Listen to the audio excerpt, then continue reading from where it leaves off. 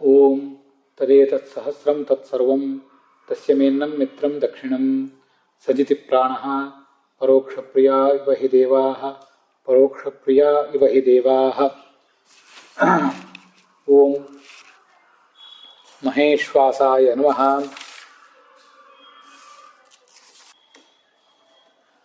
ಓಂ ಅದ್ರಿವೋ ಮಹಸ್ತವಾನೋ ಅದ್ರಿವಃ ಅದಸ್ಸು ಮಧು ಮಧುನಾಭಿಯೋಧೀಃ ಸತ್ರಾವಾಚಂ ನ ಜಿಗ್ಯುಷೆ ತ್ವಂ ಹ್ಯೇಹಿ ಚೇರವೇ. ಶ್ರೀ ಗುರುಭ್ಯೋ ನಮಃ. ಮಹಾಭಾರತದ ಅನುಶಾಸನ ಪರ್ವದ ವಿಷ್ಣು ಸಹಸ್ರನಾಮ ಸ್ತೋತ್ರದಲ್ಲಿ 186ನೇ ಮಹೇಶ್ವಾಸ ಅನ್ನುವ ನಾಮ ಮತ್ತು ಅದಕ್ಕೆ ಸಂಬಂಧಪಟ್ಟಂಥ ಬೃಹತಿ ಮಂತ್ರ ಇದೆಲ್ಲವನ್ನು ಕೂಡ ನಾವೀಗ ನೋಡ್ತಾ ಇದ್ದೇವೆ. ಮಹೇಶ್ವಾಸ ಎಂಬ ಶಬ್ದಕ್ಕೆ ಏನು ಅರ್ಥಗಳಾಗಬಹುದು ಅಂತ ಅನ್ನೋದನ್ನು ಈಗಾಗಲೇ ನೋಡಿದ್ದೇವೆ. ಬಿಲ್ಲನ್ನು ಧರಿಸಿದವನು ಅಂತ ಮಹೇಶ್ವಾಸ ಅಂದರೆ ದೊಡ್ಡ ಬಿಲ್ಲನ್ನು ಧರಿಸಿದಂಥವನು, ಇದು ನಮಗೆ ಸಿಗುವಂಥ ಅರ್ಥ.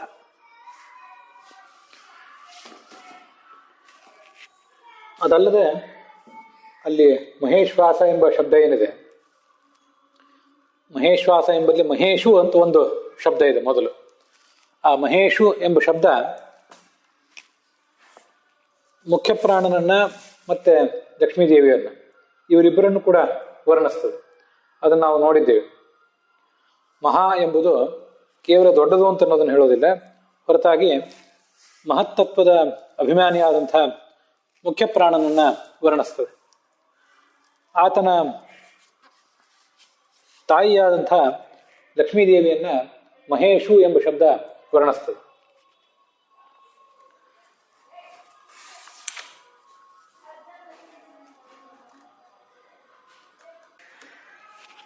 ಯಾಕೆಂದ್ರೆ ಆಕೆ ಆ ಮುಖ್ಯ ಪ್ರಾಣನನ್ನ ತನ್ನ ತೊಡೆಯ ಮೇಲೆ ಕೂಡಿಸಿಕೊಂಡಂಥವಳು. ಆದ್ರಿಂದ ಅವಳು ಮಹೇಶ್ವಾಸಳೂ ಹೌದು, ಹಾಗೆ ಮಹೇಶುವೂ ಹೌದು. ಮಹೇಶು ಯಾಕೆ ಅಂತ ಅನ್ನೋದನ್ನು ಕಳೆದ ದಿವಸ ನೋಡಿದ್ದೇವೆ.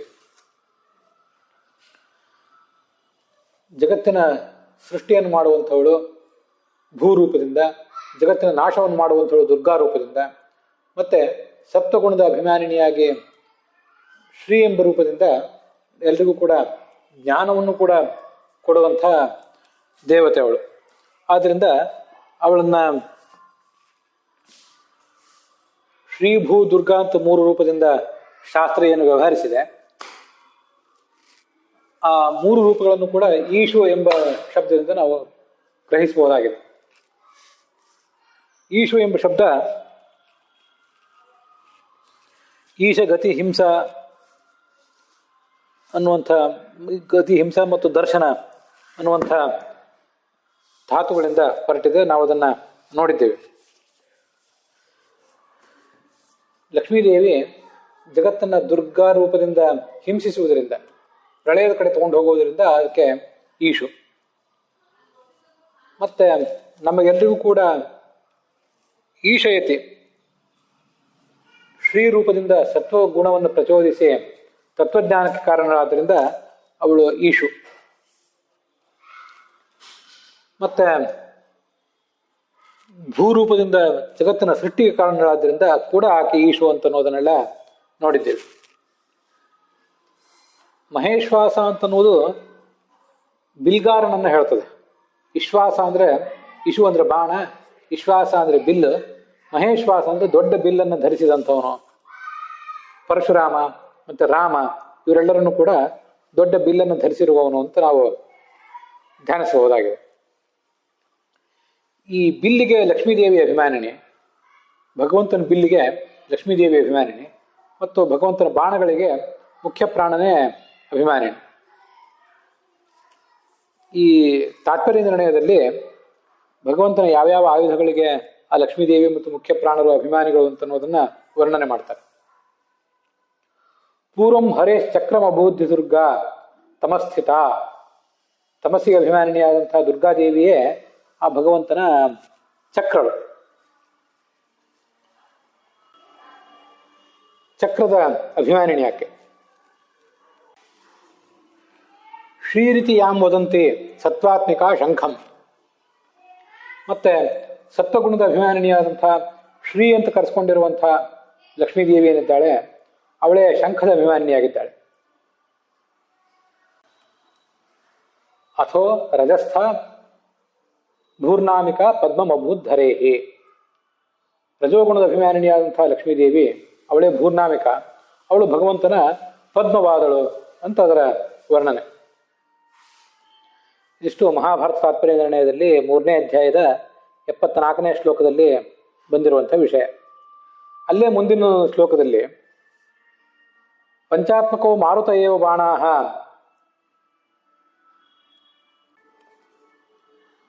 ಶಾರ್ಗಂಚ ವಿದ್ಯೇತಿ ರಮೈವ ಖಡ್ಗಃ ಅಂತ ಅಲ್ಲಿ ಬಂದಿದೆ. ಪ್ರಾಣ ಅಪಾನ ವ್ಯಾನ ಉದಾನ ಅಂತ 5 ರೂಪಗಳುಳ್ಳಂಥ, ಅಥವಾ ಪ್ರಾಣ ಓಜಸ್ ಸಹಸ್ ಬಲ ವಿಧೃತಿ ಅಂತ 5 ರೂಪಗಳುಳ್ಳಂಥ ಮುಖ್ಯ ಪ್ರಾಣನೇ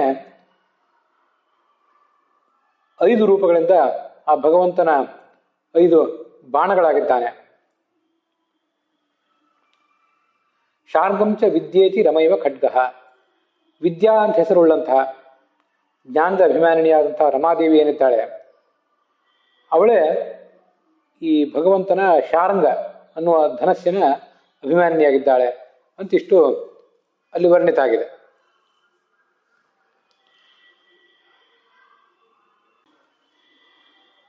ಆದ್ರಿಂದ ಮಹೇಶ್ವಾಸ ಎಂಬ ಶಬ್ದ ಲಕ್ಷ್ಮಿಯಿಂದ ಅಭಿಮನ್ಯಮಾನವಾದಂಥ ಶಾರಂಗ ಎಂಬ ಧನಸ್ಸನ್ನು ಧರಿಸಿರುವಂತಹ ಭಗವಂತನನ್ನ ವರ್ಣನೆ ಮಾಡ್ತದೆ.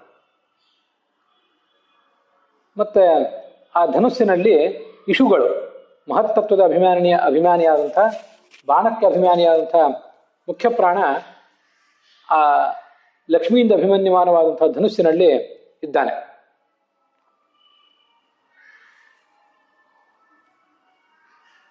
ಮಹಾಂತಹ ಇಶವಃ ಯಸ್ಮಿನ್ ಆಸ್ಯಂತೆ. ಯಾವ ಈ ಬಿಲ್ಲಿನಲ್ಲಿ ಮಹತ್ತತ್ವದ ಅಭಿಮಾನಿಯಾದಂಥ ಮುಖ್ಯಪ್ರಾಣನ ರೂಪವಾದ ಬಾಣಗಳು ಹೂಡಲ್ಪಡ್ತಾವೋ ಅಂಥ ಬಿಲ್ಲನ್ನು ಮಹೇಶ್ವಾಸ ಅಂತ ಹೇಳಬೇಕು. ಅದು ವಿದ್ಯಾರೂಪಳಾದಂಥ ರಮೆಯಿಂದ ಅಭಿಮನ್ಯಮಾನವಾಗಿದೆ. ತಾದೃಶಃ ಮಹೇಶ್ವಾಸ ಅಸ್ಯ ಅಸ್ತಿ ಇತಿ ಮಹೇಶ್ವಾಸ. ಹರ್ಷಾಧ್ಯಕ್ಷ ಪ್ರತ್ಯಯದಿಂದ ಆ ಮಹೇಶ್ವಾಸ ಅಂದರೆ ಬಿಲ್ಲು ಯಾರಲ್ಲಿ ಇದೆಯೋ ಆ ಭಗವಂತನೇ ಮಹೇಶ್ವಾಸ ಅಂತ ಅದ್ರ ತಾತ್ಪರ್ಯ ಆಗ್ತದೆ. ಹೀಗೆ ಬಾಣಗಳಿಂದ ಸಜ್ಜಾದಂಥ ಬಿಲ್ಲನ್ನು ಒಳಗೊಂಡಂಥ ಭಗವಂತ, ಬಿಲ್ಲನ್ನು ಹೆಗಲಿಗೆ ಏರಿಸಿಕೊಂಡಂಥ ಭಗವಂತ ಮಹೇಶ್ವಾಸ. ಅದಷ್ಟೇ ಅಲ್ಲ, ಮಹೇಶು ಅನ್ನುವ ಶಬ್ದ ನಾವೀಗಾಗಲೇ ನೋಡಿದಂತೆ ಶ್ರೀಭೂ ದುರ್ಗಾ ಅನ್ನುವಂಥ ಲಕ್ಷ್ಮೀದೇವಿಯ 3 ರೂಪಗಳನ್ನು ವರ್ಣಿಸಿದೆ. ಕಳೆದ ದಿವಸ ಅದು ನೋಡಿದ್ದೀವಿ, ಇವತ್ತು ಕೂಡ ನೋಡಿದ್ದೇವೆ. ಶ್ರೀಭೂ ದುರ್ಗಾ ಅನ್ನುವ 3 ರೂಪಗಳನ್ನು ಅದು ಹೇಳಿದೆ. ಅದಲ್ಲದೆ ಅವಳಿಂದ ಆ ಲಕ್ಷ್ಮೀದೇವಿಯಿಂದ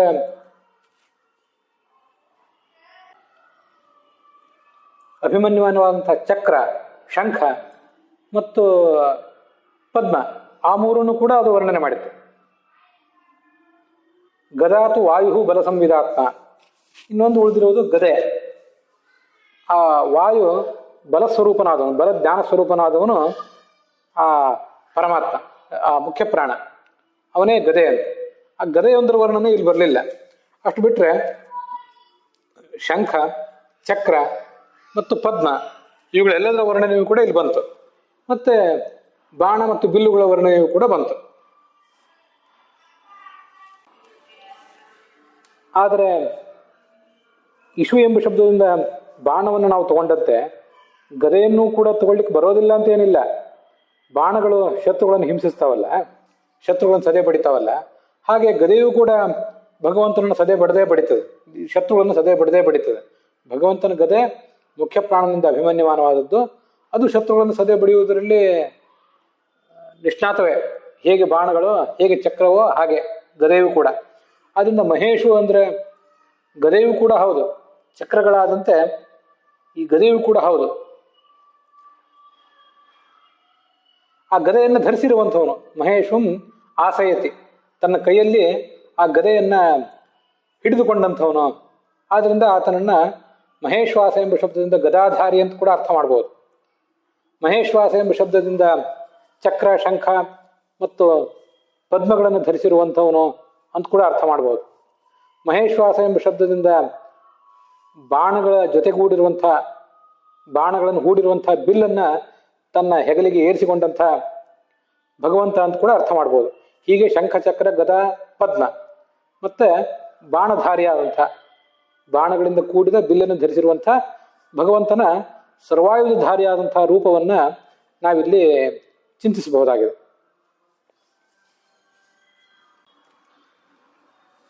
ನಾವಿದನ್ನು ಅನೇಕ ಕಡೆ ನೋಡಿರ್ತೀವಿ. ಚಕ್ರವನ್ನ ಕೈಯ ತುದಿಯಲ್ಲಿ ಹಿಡಿದಿರ್ತಾನೆ, ಶಂಖವನ್ನು ಕೂಡ ಕೈಯ ತುದಿಯಲ್ಲಿ ಹಿಡಿದಿರ್ತಾನೆ, ಗದೆಯನ್ನ ಕೆಳಗೆ ಹಿಡಿದಿರ್ತಾನೆ. ಹಾಗೆ ಪದ್ಮ, ಶಂಖ, ಚಕ್ರ, ಗದಾ, ಪದ್ಮ ಇವೆಲ್ಲವೂ ಕೂಡ ಈ 4 ಆಯುಧಗಳು ಆತನ ಭಗವಂತನ ಅಂಗೈಯಲ್ಲಿ ಇರ್ತಾವೆ, ಮುಷ್ಟಿಯಲ್ಲಿ ಇರ್ತಾವೆ ಸಾಮಾನ್ಯವಾಗಿ. ಆದರೆ ಈ ಧನುಸ್ಸು ಎಂಬುದು ಆತನ ಹೆಗಲಲ್ಲೇ ಇರ್ತದೆ. ಇದು ನಾವು ಗಮನಿಸಬೇಕಾದಂಥ ಒಂದು ಸಂಗತಿ.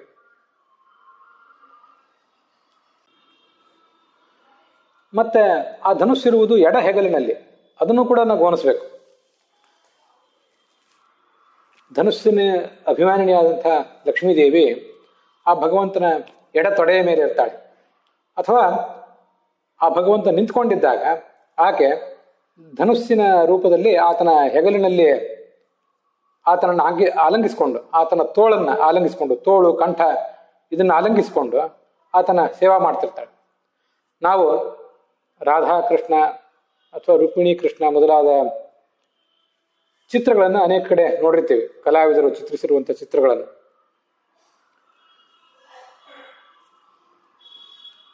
ಅಲ್ಲಿ ಆ ಭಗವಂತನ ಆ ಪತ್ನಿ ಆತನನ್ನ ತನ್ನ ಬಾಹುಲತೆಗಳಿಂದ ತಬ್ಬಿಕೊಂಡಿರುವಂತಹ ಒಂದು ಸುಂದರವಾದಂತಹ ಚಿತ್ರಣ ಇರ್ತದೆ. ಹರಿಣ ರತಿಯೋಗಸ್ಥ ದಕ್ಷಿಣಾಖ್ಯಾಪಿ ಸೈವತು. ಲಕ್ಷ್ಮೀದೇವಿಗೆ ದಕ್ಷಿಣ ಅಂತ ಹೆಸರಿದೆ. ಯಾಕೆಂದ್ರೆ ಅವಳು ಭಗವಂತನ ಎಡತೊಡೆಯ ಮೇಲಿದ್ದಾಳೆ. ದಕ್ಷೆ ಇನಃ ಯಸ್ಯಾಸ ದಕ್ಷಿಣ. ಆ ಲಕ್ಷ್ಮೀದೇವಿಯ ಬಲಭಾಗದಲ್ಲಿ ಭಗವಂತ ಇದ್ದಾನೆ. ಲಕ್ಷ್ಮೀದೇವಿಯ ಬಲಭಾಗದಲ್ಲಿ ಭಗವಂತ ಇದ್ದಾನೆ. ಇನಃ ಅಂದ್ರೆ ಆ ಪರಮಾತ್ಮ ಇದ್ದಾನೆ, ಅವಳು ಪ್ರಿಯತಮನಾದಂತಹ ಪರಮಾತ್ಮ ಇದ್ದಾನೆ. ಆದ್ರಿಂದ ಅವಳು ದಕ್ಷಿಣ. ಹೀಗೆ ಲಕ್ಷ್ಮೀದೇವಿಗೆ ಬಲಭಾಗದಲ್ಲಿ ಪರಮಾತ್ಮ ಇದ್ದಾನೆ, ಪರಮಾತ್ಮನಿಗೆ ಎಡಭಾಗದಲ್ಲಿ ಆತ ಕೂತ್ಕೊಂಡಿದ್ದಾಗ ತೊಡೆಯ ಮೇಲೆ ಲಕ್ಷ್ಮೀದೇವಿ ಇದ್ದಾಳೆ. ಆತ ನಿಂತ್ಕೊಂಡಿದ್ರೆ ಆತನನ್ನು ಆಕೆಯೂ ಕೂಡ ತನ್ನ ಬಾಹುಲತೆಗಳಿಂದ ತಬ್ಬಿಕೊಂಡು ನಿಂತಿರ್ತಾಳೆ. ಕೆಲವು ಬಾರಿ ಅವಳು ತಾನೇ ಒಂದು ಸ್ತ್ರೀ ರೂಪದಿಂದ ನಿಂತಿರ್ತಾಳೆ, ಕೆಲವು ಬಾರಿ ತನ್ನಿಂದ ಅಭಿಮನ್ಯಮಾನವಾದಂತಹ ಆ ಶಾರ್ಗ ಧನಸ್ಸಿನಲ್ಲಿ ಆವಿಷ್ಟಳಾಗಿ ಆ ಶಾರ್ಗ ಧನಸ್ಸಿನ ರೂಪದಲ್ಲಿ ಆತನನ್ನ ಆಕೆ ಆಲಂಗಿಸ್ಕೊಂಡಿರ್ತಾಳೆ. ಉಳಿದ ವೀರರೆಲ್ಲ ಯುದ್ಧಕ್ಕೆ ಹೋಗುವಾಗ ಪತ್ನಿಯರನ್ನ ಮನೆಗೆ ಬಿಟ್ಟು ಹೋಗಿರ್ತಾರೆ. ಆದರೆ ರಾಮರೂಪದ ಈ ಭಗವಂತ ಯುದ್ಧಕ್ಕೆ ಹೋಗುವಾಗಲೂ ಕೂಡ ತನ್ನ ಪತ್ನಿಯಾದಂತಹ ಲಕ್ಷ್ಮೀ ದೇವಿಯನ್ನ ಯಾವತ್ತೂ ಕೂಡ ಮನೆಯಲ್ಲಿ ಬಿಟ್ಟವನಲ್ಲ.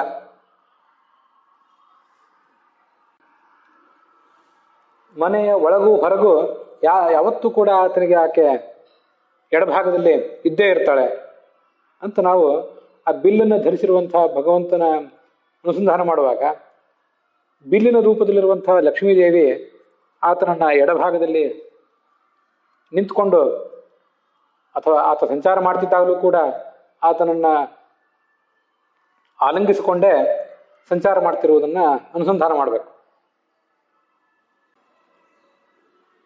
ಯಾರಾದ್ರೊಬ್ರು ಕಲಾವಿದರಿಗೆ ಸ್ಫೂರ್ತಿ ಕೊಡುವಂತಹ ಒಂದು ಅನುಸಂಧಾನ ಇದೆ.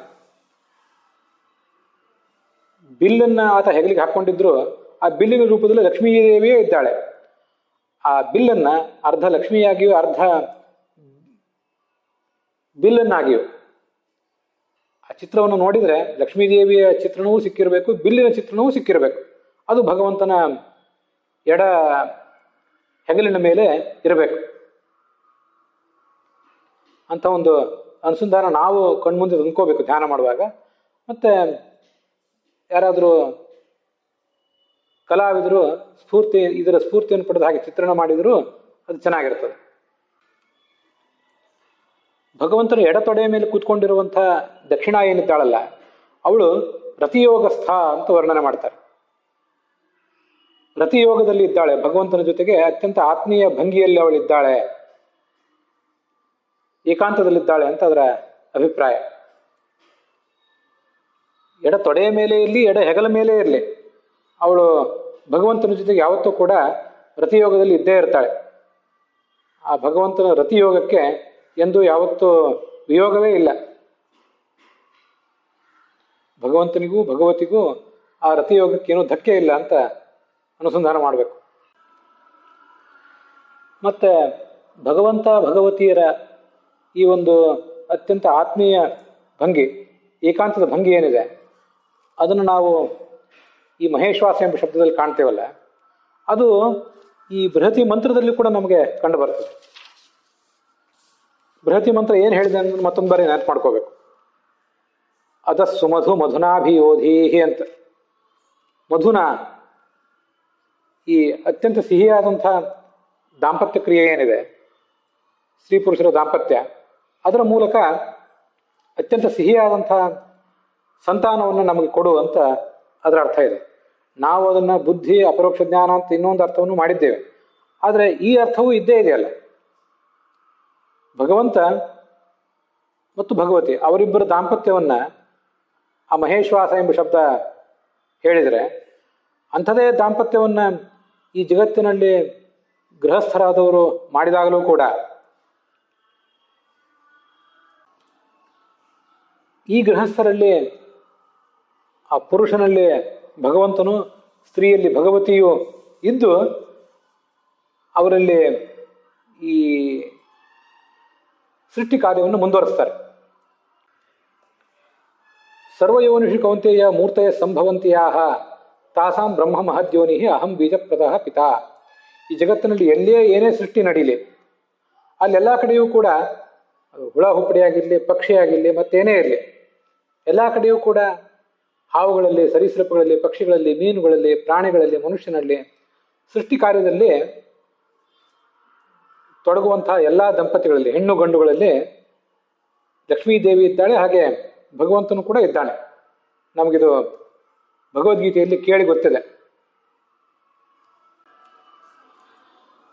ಹೀಗೆ ಆ ಭಗವಂತನ ಮತ್ತೆ ಭಗವತಿಯ ದಾಂಪತ್ಯದ ಚಿತ್ರಣವನ್ನು ಮಹೇಶ್ವಾಸ ಎಂಬ ಶಬ್ದದ ಮೂಲಕ ನಾವು ತಿಳಿದುಕೊಂಡು, ಭಗವಂತನೇ ಈ ಜಗತ್ತಿನಲ್ಲಿ ಗೃಹಸ್ಥನಾದಂತಹ ನಾನೂ ಕೂಡ ಒಂದು ದಾಂಪತ್ಯವನ್ನು ನಡೆಸ್ತಾ ಇದ್ದೇನೆ, ಅದು ಮಧುವಾಗಿರಲಿ ನಿನ್ನ ಅನುಗ್ರಹದಿಂದ, ನಿಮ್ಮಿಬ್ಬರ ಅನುಗ್ರಹದಿಂದ, ಮತ್ತು ನಿಮ್ಮಿಬ್ಬರ ಅನುಗ್ರಹದಿಂದ ಮತ್ತೂ ಮಧುರವಾದಂತಹ ಸಂತಾನ ನನಗೆ ದೊರೆಯಲಿ, ಹಾಗೆಯೇ ನನ್ನ ಬುದ್ಧಿಯಿಂದ ನನಗೆ ಅಪರೋಕ್ಷ ಜ್ಞಾನವೂ ದೊರೆಯಲಿ, ಲೌಕಿಕ ಸುಖವೂ, ಲೌಕಿಕ ದಾಂಪತ್ಯ ಸುಖವೂ ನನಗೆ ಬೇಕು, ಹಾಗೆ ಈ ಅಪರೋಕ್ಷ ಜ್ಞಾನ ಮತ್ತು ಮುಕ್ತಿ ಸುಖವೂ ಕೂಡ ನನಗೆ ಬೇಕು ಅಂತ ಭಗವಂತನನ್ನ, ಭಗವತಿಯನ್ನ ಪ್ರಾರ್ಥನೆ ಮಾಡಬೇಕು. ಇದನ್ನು ಹೇಳುವಾಗ ನನಗೆ ಈ ಇಂಗ್ಲಿಷ್ ಭಾಷೆಯ ಎಕ್ಸ್ಟಸಿ ಅಂತ ಒಂದು ಶಬ್ದ ನೆನಪಿಗೆ ಬರ್ತದೆ. ECSTACY ಅಂತದ್ದು ಎಕ್ಸ್ಟಸಿ. ಎಕ್ಸ್ಟಸಿ ಅನ್ನೋದಕ್ಕೆ ಆನಂದ, ಆನಂದ ಉದ್ರೇಕ ಅಂತದರ ಅರ್ಥ. ಈ ಎಕ್ಸ್ಟಸಿ ಅಂದರೆ ಇಂಟೆನ್ಸ್ ಪ್ಲೆಷರ್, ತೀವ್ರವಾದಂಥ ಒಂದು ಆನಂದ ಅಂತ ಅದರ ಅರ್ಥ. A state of emotion so intense that A person is carried beyond rational thought. ಎಲ್ಲ ತರ್ಕದ ಪರಿಧಿಗಳನ್ನು ದಾಟಿ ಮತ್ತು ಆತ್ಮನಿಯಂತ್ರಣದ ಪರಿಧಿಯನ್ನು ದಾಟಿ ಇರುವಂಥ ಒಂದು ಆನಂದದ ಆಳದ ಸ್ಥಿತಿ ಅದು. ಈ ಎಕ್ಸ್ಟಸಿ ಅನ್ನೋ ಶಬ್ದವನ್ನು ಸ್ತ್ರೀ ಪುರುಷರ ದಾಂಪತ್ಯದಿಂದ ದೊರೆಯುವಂಥ ಒಂದು ಅದ್ಭುತವಾದ ಆನಂದದ ಆಳವನ್ನು ವರ್ಣನೆ ಮಾಡಲಿಕ್ಕೂ ಪ್ರಯೋಗ ಮಾಡ್ತಾರೆ ಇಂಗ್ಲೀಷ್ನಲ್ಲಿ. ಮತ್ತೆ ಒಂದು ಅಲೌಕಿಕವಾದಂಥ ಆನಂದ, ಅಲೌಕಿಕವಾದ ಆನಂದವನ್ನು ಹೇಳಿಕೆ ಎ ಟ್ರಾನ್ಸ್ ಅಂತಾರೆ. ಟ್ರಾನ್ಸ್ ಅಂದರೆ unconscious condition, a state of meditation or possession by some being ಅಂತ ಹೀಗೆಲ್ಲ ಅಲ್ಲಿ ವರ್ಣನೆ ಮಾಡ್ತಾರೆ. ಯಾವುದೋ ತಪಸ್ಸು, ಬ್ರಹ್ಮಾನಂದ, ಭಗವಂತನ ಸಾನ್ನಿಧ್ಯದಲ್ಲಿ ದೊರಕುವಂಥ ಆನಂದ, ಆ ಆನಂದದ ಆಳ, ಅದನ್ನು ವರ್ಣನೆ ಮಾಡಲಿಕ್ಕೂ ಈ ಎಕ್ಸ್ಟಸಿ ಅನ್ನೋ ಶಬ್ದವನ್ನು ಹೇಳ್ತಾರೆ. ಹಾಗೆ ಮಿಥುನದ ಆನಂದವನ್ನು ವರ್ಣನೆ ಮಾಡಲಿಕ್ಕೂ ಕೂಡ ಎಕ್ಸ್ಟಸಿ ಅನ್ನೋ ಶಬ್ದವನ್ನು ಹೇಳ್ತಾರೆ. ಈ ಸಂಸ್ಕೃತ ಸಾಹಿತ್ಯದಲ್ಲಿ ದಾಂಪತ್ಯದ ಆನಂದವನ್ನು, ಮೈಥುನದ ಆನಂದವನ್ನು ಬ್ರಹ್ಮಾನಂದ ಸಹೋದರ ಅಂತ ಹೇಳ್ತಾರೆ. ಅದೊಂದು ಸ್ವಾರಸ್ಯದ ಸಂಗತಿ. ಬ್ರಹ್ಮಾನಂದ ಅನ್ನೋದು ಬಹಳ ದೊಡ್ಡದು, ಅದು ಅಣ್ಣ, ಹಿರಿಯ ಅಣ್ಣ ಅದೆಲ್ಲದಕ್ಕೂ. ದಾಂಪತ್ಯದ ಆನಂದ ಅಂತನ್ನೋದು ಕಿರಿಯ ಸಹೋದರ, ತಮ್ಮ ಅದು. ಹೀಗೆ ಬ್ರಹ್ಮಾನಂದ ಅಣ್ಣ, ಮಿಥುನಾನಂದ ಅಂತನ್ನೋದು ತಮ್ಮ.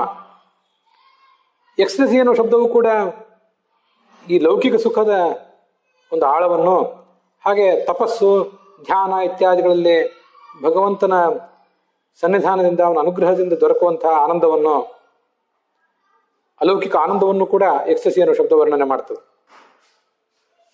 ಭಗವಂತ ಆ ಲಕ್ಷ್ಮೀದೇವಿಯನ್ನ ತನ್ನ ತೊಡೆಯ ಮೇಲೆ ಅಥವಾ ಹೆಗಲಲ್ಲಿ ಏನೋ ಆಲಂಗಿಸಿಕೊಂಡು ನಿಂತಿದ್ದಾನೆ, ಅಥವಾ ಕೂತಿದ್ದಾನೆ, ಅಥವಾ ಸಂಚರಿಸ್ತಾ ಇದ್ದಾನೆ, ಬಿಲ್ಲಿನ ರೂಪದಲ್ಲಾಗಲಿ ಮತ್ಯಾವುದೇ ರೂಪದಲ್ಲಾಗಲಿ.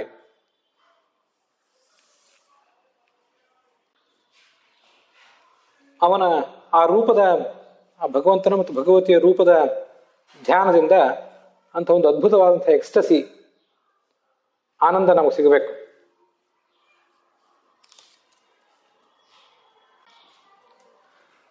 ಅಂಥ ಒಂದು ಆನಂದಕ್ಕೆ, ಅಂಥ ಒಂದು ಅನುಸಂಧಾನಕ್ಕೆ ಬೇಕಾದಂಥ ಎಲ್ಲ ಚಿತ್ರಣವನ್ನು ಮಹೇಶ್ವಾಸ ಅನ್ನೋ ಶಬ್ದ ಕೊಡ್ತದೆ. ಬೃಹತಿ ಮಂತ್ರವು ಕೂಡ ಅದನ್ನೇ ಹೇಳ್ತದೆ. ಭಗವಂತನೇ, ನೀನು ನಿನ್ನ ಪತ್ನಿಯೊಂದಿಗೆ ರತಿಯೋಗದಲ್ಲಿದ್ದೆ, ಅಂಥ ಮಹಾನಂದವನ್ನ ನೀನು ಅನುಭವಿಸ್ತಾ ಇದ್ದೆ. ನೀನು ಸ್ವಯಂ ಆನಂದ ಸ್ವರೂಪ. ಲಕ್ಷ್ಮೀದೇವಿ ನಿನಗೆ ಲಕ್ಷ್ಮೀದೇವಿ ನಿನಗೆ ದಾಸಿಯಾಗಿದ್ದು, ಆ ಆನಂದಕ್ಕೆ ಅವಳು ಪಾತ್ರಭೂತಳಾಗಿದ್ದಾಳೆ. ನಿನಗೆ ಅವಳು ಆನಂದವನ್ನು ಕೊಡುವವಳಲ್ಲ. ನಿನ್ನ ಅನುಗ್ರಹದಿಂದ ತಾನೂ ಆನಂದವನ್ನ ಅವಳು ಅನುಭವಿಸ್ತಾ ಇದ್ದಾಳಷ್ಟೆ ಅನ್ನುವುದು ಆ ಮಧು, ಸುಮಧು ಅನ್ನೋ ಶಬ್ದದಿಂದ ತಿಳಿದು ಬರ್ತದೆ. ನೀವಿಬ್ಬರು ದಾಂಪತ್ಯವನ್ನು ನಡೆಸಿ ಜಗತ್ತಿನ ಸೃಷ್ಟಿಕರ್ತನಾದಂಥ ಚತುರ್ಮುಖನನ್ನ, ಹಾಗೆ ಮುಖ್ಯ ಪ್ರಾಣನನ್ನ ಪಡೆದಿರಿ. ಮಧು ಅನ್ನುವುದು ನಿನ್ನ ಮತ್ತು ನಿನ್ನ ಪತ್ನಿಯಾದಂತಹ ಲಕ್ಷ್ಮೀದೇವಿಯ ಸುಮಧುರವಾದ ದಾಂಪತ್ಯವನ್ನು ಹೇಳ್ತದೆ. ಸುಮಧು ಅನ್ನುವುದು ನಿಮ್ಮಿಬ್ಬರಿಂದ ಹುಟ್ಟಿದಂಥ ಆ ಚತುರ್ಮುಖ ಮತ್ತೆ ಮುಖ್ಯ ಪ್ರಾಣರನ್ನ ವರ್ಣನೆ ಮಾಡ್ತದೆ. ನಿಮ್ಮ ಸಂತಾನವೇ ಆದಂತಹ ಮುಖ್ಯ ಪ್ರಾಣ ಮತ್ತು ಚತುರ್ಮುಖರನ್ನ ವರ್ಣನೆ ಮಾಡ್ತದೆ. ನಾನು ಇದನ್ನೆಲ್ಲ ಅರ್ಥವನ್ನು ಬರೀಲಿಕ್ಕೆ ಹೋದಾಗ ಸುಮಧು, ಮಧು ಅನ್ನೋ ಶಬ್ದಕ್ಕೆ ಭಗವಂತನ ದಾಂಪತ್ಯ ಮತ್ತು ಭಗವಂತನ ಸಂತಾನ ಅಂತ ಅರ್ಥವನ್ನು ಬರೀಲಿಲ್ಲ. ಅದು ಆವಾಗ ಹೊಳಿಲಿಲ್ಲ. ಈಗ ಹೇಳ್ತಾ ಹೋದಾಗ ಅದು ಹೊಳೆಯಿತು, ಅದನ್ನ ಹೇಳ್ತಾ ಹೋಗಿದ್ದೇನಷ್ಟೆ. ಈ ಕಾರಣದಿಂದ ಭಗವಂತ ಮಹೇಶ್ವಾಸ. ಅದ್ರಿವಹ ಅಂತ ಶಬ್ದ ಇದೆ. ಅದ್ರಿ ಅಂದ್ರೆ ಅದ ಭಕ್ಷಣೆ, ತಿನ್ನುವುದು ಅಂತ ಅರ್ಥ. ಮತ್ತೆ ಈಶಧಾತುವು ಕೂಡ, ಈ ಇಶು ಎಂಬ ಶಬ್ದಕ್ಕೆ ಮೂಲವಾದಂತಹ ಈಶಧಾತುವು ಕೂಡ ಹಿಂಸಾ, ಗತಿ, ದರ್ಶನ ಅನ್ನೋ ಅರ್ಥಗಳನ್ನ ವರ್ಣನೆ ಮಾಡ್ತದೆ. ಹಾಗಾಗಿ ಅದ ಭಕ್ಷಣೆಯ ಧಾತು ಮತ್ತೆ ಈಶ ಅನ್ನೋ ಧಾತು ಎರಡೂ ಕೂಡ ಸಮಾನಾರ್ಥಕವಾಗಿವೆ. ಆದ್ರಿಂದ ಅದ್ರಿವ ಎಂಬ ಶಬ್ದಕ್ಕೂ ಮತ್ತೆ ಮಹೇಶ್ವಾಸ ಎಂಬ ಶಬ್ದಕ್ಕೂ ಸಮಾನವಾದ ಅರ್ಥ ಇದೆ ಅಂತ ನಾವು ಒಟ್ಟಾರೆ ಅನುಸಂಧಾನ ಮಾಡಿದಾಗ ಆಯ್ತು. ಭಾವಾರ್ಥ ಏನಂದ್ರೆ, ಭಗವಂತನೇ, ನೀನು ಆದರಣೀಯನೂ ಪ್ರಳಯದಲ್ಲಿ ಜಗತ್ತನ್ನ ಭಕ್ಷಿಸುವವನು ಆದಂತಹ ಪ್ರಾಣನನ್ನ ಪ್ರೇರಿಸ್ತಿ. ಅಲ್ಲದೆ ಜಗದ್ವೃಕ್ಷದ ಉತ್ಪತ್ತಿಗೆ ಕಾರಣವಾದಂತಹ ರಮಾದೇವಿ ಏನಿದ್ದಾಳೆ, ಅವಳಿಗಿಂತಲೂ ನೀನು ಉನ್ನತ ಸ್ಥಾನದಲ್ಲಿದ್ದೆ. ಈ ಲೌಕಿಕ ಜಗತ್ತಿನಲ್ಲಿ ಗೆದ್ದವನಿಗೆ ಯಜಮಾನ ವಿಪುಲ ಭೋಗಗಳನ್ನೆಲ್ಲ ಕೊಡ್ತಾನೆ. ಅದಂತೆ ನೀನು ಕೂಡ ಸಾಧಕನಿಗೆ, ಮುಖ್ಯ ಪ್ರಾಣನಿಗೆ ಮತ್ತು ಚತುರ್ಮುಖ ಬ್ರಹ್ಮನಿಗೆ, ಹಾಗೆ ನಮ್ಮಂಥ ಸಾಧಕರಿಗೂ ಕೂಡ ಸವಿಯಾದ ತತ್ವಜ್ಞಾನದ ಮೂಲಕ ಮತ್ತು ಸವಿಯಾದಂತಹ ಮುಕ್ತಿ ಸುಖವನ್ನು ಕೊಡಬೇಕು. ಹಾಗೆ ಸವಿಯಾದಂತಹ ದಾಂಪತ್ಯ ಸುಖವನ್ನು ಕೊಡಬೇಕು. ಮತ್ತು ಸವಿಯಾದ ಈ ಸಂತಾನವನ್ನು ಕೂಡ ನೀನು ಕರುಣಿಸ್ಬೇಕು. ಯಾಕೆಂದ್ರೆ ನೀನು ನಿನ್ನ ಪತ್ನಿಯಾದ ಲಕ್ಷ್ಮಿ ಜೊತೆಗೆ ಸವಿಯಾದ ದಾಂಪತ್ಯವನ್ನು ನಡೆಸಿದವನು, ಮತ್ತೆ ಸವಿಯಾದಂತಹ ಸಂತಾನವನ್ನು ಕೂಡ ನೀನು ಪಡೆದವನು ಚತುರ್ಮುಖ ಮತ್ತು ಮುಖ್ಯ ಪ್ರಾಣದ ರೂಪದಲ್ಲಿ. ಆದ್ದರಿಂದ ನೀನು ನಮಗೆ ಆ ದಾಂಪತ್ಯವನ್ನು ಈ ಜಗತ್ತಿನ ಸುಖವನ್ನು ಕೊಡಬೇಕು, ಮತ್ತೆ ಅಪರೋಕ್ಷ ಜ್ಞಾನದ ಮೂಲಕ ಮುಕ್ತಿಯನ್ನು ಕೂಡ ಕೊಡಬೇಕು. ಈ ಜೀವನ ಅನ್ನೋ ಯಜ್ಞದಲ್ಲಿ ನಾನು ನಿನಗೆ ಅರ್ಪಿಸುವಂತಹ ಹವಿಸ್ಸನ್ನ, ನಾನು ಮಾತ್ರ ಅಲ್ಲ, ಈ ಜಗತ್ತಿನಲ್ಲಿ ಲೌಕಿಕ ಸುಖವನ್ನು ಉಂಡು ತೃಪ್ತರಾದಂತಹ ನಾವು ಇಬ್ಬರು ದಂಪತಿಗಳು ನಿನಗೆ ಈ ಯಜ್ಞದಲ್ಲಿ ಏನು ಹವಿಸ್ಸನ್ನು ಅರ್ಪಿಸ್ತೀವಿ, ಆ ಹವಿಸ್ಸನ್ನು ಸ್ವೀಕಾರ ಮಾಡಲಿಕ್ಕೆ ಅಂತ ನೀನು ಬರಬೇಕು.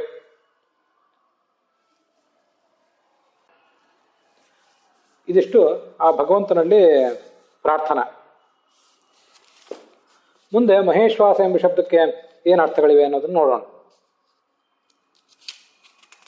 ಶಾಂಕರ ಭಾಷ್ಯಕ್ಕನುಸಾರವಾಗಿ ಮಹತ್ತಾದ ಧನಸ್ಸುಳ್ಳವನು ಅಥವಾ ಬಾಣಗಳನ್ನ ಪ್ರಯೋಗ ಮಾಡುವವನು ಅಂತ ಹೀಗದರ ಅರ್ಥ. ಪರಾಶರ ಭಟ್ರ ವ್ಯಾಖ್ಯಾನಕ್ಕನುಸಾರವಾಗಿ ಮನೋಹರವಾದಂತಹ ಚಂಡ ಕೋದಂಡ ಇದ್ದವನು, ಅದು ಬಿಲ್ಗಾರ ಅಂತಾನೆ ಅರ್ಥ. ಮಹೇಶ್ವಾಸ ಸವಿಜ್ಞೇಯ ಚಂಡ ಕೋದಂಡ ಮಂಡಿತ. ಸತ್ಯಸಂಧ ಸ್ವಾಮಿಗಳ ವ್ಯಾಖ್ಯಾನಕ್ಕನುಸಾರವಾಗಿ ಮಹತ್ತಾದಂತಹ ಬತ್ತಳಿಕೆ ಇರುವವನು, ಮಹತ್ತಾದಂತಹ ಇಚ್ಛಾ. ಇಶು ಅಂದ್ರೆ ಇಚ್ಛಾ. ಅವನ ಇಚ್ಛೆ ಯಾವತ್ತೂ ಕೂಡ ಹುಸಿ ಹೋಗುವಂಥದ್ದಲ್ಲ, ಅಂಥ ಇಚ್ಛಾ ಇರುವಂಥವನವನು. ಮಹಾನ್ ವಿಶ್ವಾಸ ಇಷುದಿ ಯಸ್ಯಾಸೌ ಮಹೇಶ್ವಾಸ. ಇಷು ಇಚ್ಛಾಯಮಿತ್ಯತಃ ಮಹಾನ್ ಇಷು ಅಂದ್ರೆ ಇಚ್ಛಾನೇ, ಇಚ್ಛೆ ಅಥವಾ ಬಾಣವುಳ್ಳವನು ಈ ಭಗವಂತ ಮಹೇಶ್ವಾಸ.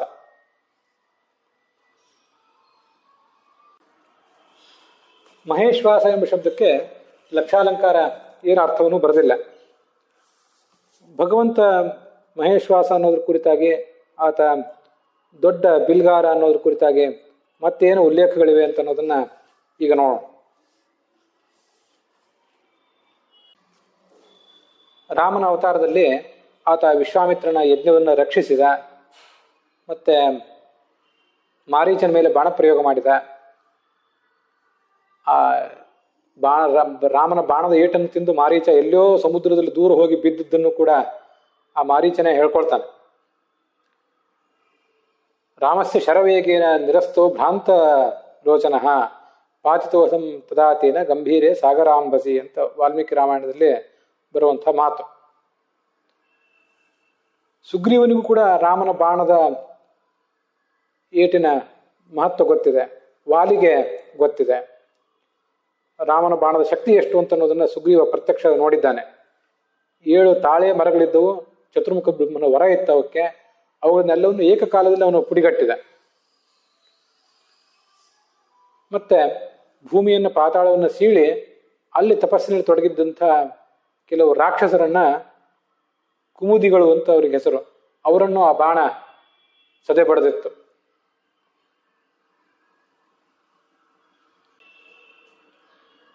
ಸೀತಾ ಸ್ವಯಂವರ ಸಂದರ್ಭದಲ್ಲಿ ಶಿವಧನಸ್ಸನ್ನ ಅವನು ಮಣಿಸಿದ್ದ, ಮುರಿದಾಕಿದ್ದ. ಮತ್ತೆ ಪರಶುರಾಮನ ಹತ್ತಿದಂತಹ ವೈಷ್ಣವ ಧನಸ್ಸನ್ನ ರಾಮನಿಗೆ ಕೊಟ್ಟಾಗ ಅದರ ಮೂಲಕನೂ ತಾನು ಬಾಣ ಪ್ರಯೋಗ ಮಾಡಿ ಶತ್ರುಗಳನ್ನು ಸದೆ ಪಡೆದವನು. ತಾರಕಾಸುರನ ಮಕ್ಕಳು ತಾರಾಕ್ಷ, ಕಮಲಾಕ್ಷ, ವಿದ್ಯುನ್ಮಾಲಿ ಎನ್ನುವರು ಚತುರ್ಮುಖ ಬ್ರಹ್ಮನ ವರ ಪಡೆದು ಬಂಗಾರದ, ಬೆಳ್ಳಿಯ, ಕಬ್ಬಿಣದ 3 ನಗರಗಳನ್ನು ಕಟ್ಟಿಕೊಂಡು ಸಂಚಾರ ಮಾಡ್ತಾ ಇದ್ರು. ಅವುಗಳ ಆ ತ್ರಿಪುರಗಳ ಸಂಹಾರಕ್ಕಾಗಿ ರುದ್ರ ಬಾಣವನ್ನು ಪ್ರಯೋಗ ಮಾಡಿದ್ದ. ಆ ಬಾಣಗಳಲ್ಲಿ ಭಗವಂತನೇ ಇದ್ದ ಅಂತ ವರ್ಣನೆ ಇದೆ. ಇಶುಶ್ಚಾಪ್ಯಭವದ್ ವಿಷ್ಣು, ಭಗವಂತನೇ ವಿಷ್ಣುವೇ ಇಶುವಾದ, ಬಾಣವಾದ. ಇಶುವಿನಲ್ಲಿ ಅವನೇ ಸನ್ನಿಹಿತನಾಗಿದ್ದ. ಮಹಾಭಾರತದ ಕರ್ಣಪರ್ವದಲ್ಲೇ ಬರುವ ಮಾತದು. ಕರ್ಣಪರ್ವದಲ್ಲಿ 34ನೇ ಅಧ್ಯಾಯದ 49-50ನೇ ಶ್ಲೋಕಗಳಲ್ಲಿ.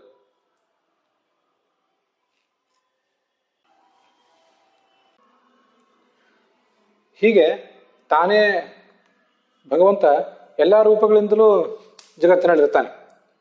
ಯಥೈಕಾಜ್ಞಾನುಭಾವೇನ ವಿಕಲ್ಪರಹಿತ ಸ್ವಯಂ ಭೂಷಣಾಯುಧ ಲಿಂಗಾಖ್ಯಾ ದತ್ತೇ ಶಕ್ತಿ ಸ್ವಮಾಯಯ. ಭಗವಂತನಿಗೆ ಸ್ವಗತ ಭೇದ ಇಲ್ಲ, ತನ್ನಲ್ಲಿ ತಾನಿಗೆ ಯಾವುದೇ ಭೇದ ಇಲ್ಲ. ಆದರೂ ತಾನೇ ಆಭರಣ ರೂಪದಿಂದ, ಆಯುಧಗಳ ರೂಪದಿಂದ ಅವನು ಅನೇಕ ರೂಪಗಳನ್ನು ತಾಳ್ತಾನೆ. ಇದೆಲ್ಲ ತನ್ನ ಮಾಯೆಯಿಂದ. ಭೂಷಣಾಯುಧ ಲಿಂಗಾಖ್ಯ ದತ್ತೇ ಶಕ್ತಿ ಸ್ವಮಾಯಯ ತೇನೈವ ಸತ್ಯಮಾನೇನ ಸರ್ವಜ್ಞೋ ಭಗವಾನ್ ಹರಿ ಪಾತು ಸರ್ವೈಸ್ವರೂಪೈರ್ನಃ ಸದಾ ಸರ್ವತ್ರ ಸರ್ವಗಃ.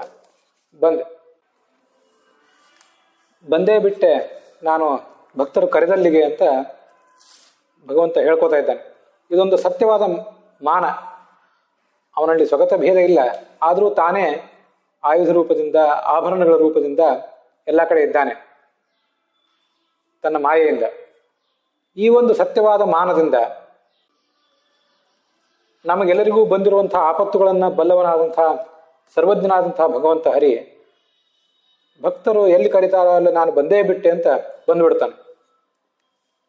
ಪಾತು ಸರ್ವೈಸ್ವರೂಪೈರ್ನಃ, ಎಲ್ಲ ರೂಪದಿಂದ, ಬಾಣವಾಗಿ ಅವನೇ ಬರಲಿ, ಬಿಲ್ಲಾಗಿ ಅವನೇ ಬರಲಿ, ಗದೆಯಾಗಿ ಚಕ್ರವಾಗಿ ಅವನು ಬರಬೇಕು, ಶಂಖವಾಗಿ, ಗದೆಯಾಗಿ, ಪದ್ಮವಾಗಿ ಅವನು ಬರಬೇಕು. ಸದಾ ಯಾವಾಗಲೂ ಎಲ್ಲ ಕಾಲದಲ್ಲಿ, ಸರ್ವತ್ರ, ಎಲ್ಲ ಪ್ರದೇಶಗಳಲ್ಲಿ, ನಾವೆಲ್ಲಿ ಹೋಗ್ತೀವೋ ಅಲ್ಲಿ ಎಲ್ಲ ಕಡೆ.